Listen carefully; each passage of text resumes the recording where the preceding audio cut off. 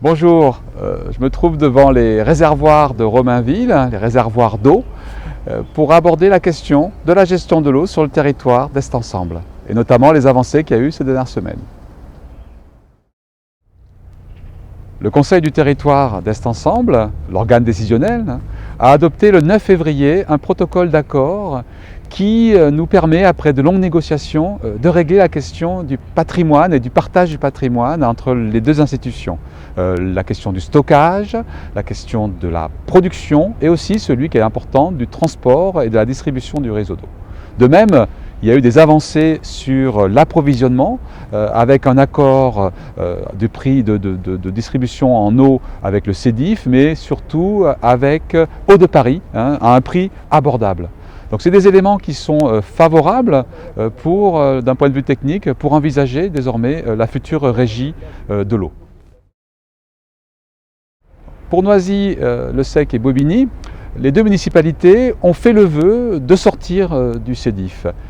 Et le syndicat des eaux Île-de-France est engagé à se prononcer dans les mois qui viennent sur ce sujet. Alors il faudra rester bien entendu vigilant pour que cette sortie soit elle aussi effective et que les 9 villes puissent à nouveau se retrouver ensemble pour construire cette future régie publique. Alors il ne faut pas oublier que c'est le résultat de mobilisations qui ont permis toutes ces avancées et qui ont poussé les élus à aller dans ce sens, à aller dans le sens d'une régie publique. Et il faudra en tenir compte dans la construction dans la préfiguration de cette régie publique. Alors pour mon groupe d'élus France Insoumise sur le territoire, le passage en régie publique, c'est l'assurance que l'entretien et la distribution de l'eau ne seront pas une source de profit qui va nourrir des actionnaires inconnus, mais qui seront investis dans l'entretien du réseau et sa distribution. De même, pour nous, la future régie doit, d'un point de vue administratif, impliquer le plus possible les citoyens et l'usager dans son fonctionnement.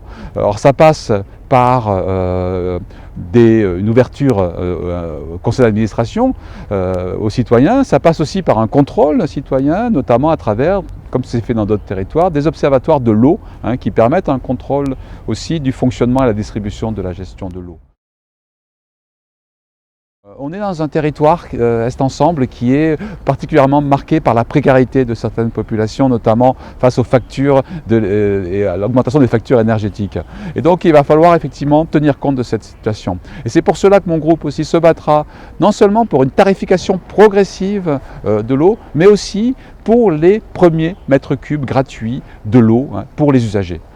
Toutes ces questions-là vont être mises en débat. C'est un débat qui sera enthousiasmant, mais il faudra rester vigilant pour qu'effectivement on avance sur cette question-là, pour arriver à une régie publique, écologique et citoyenne, et s'assurer que l'eau sera gérée le mieux possible sur notre territoire.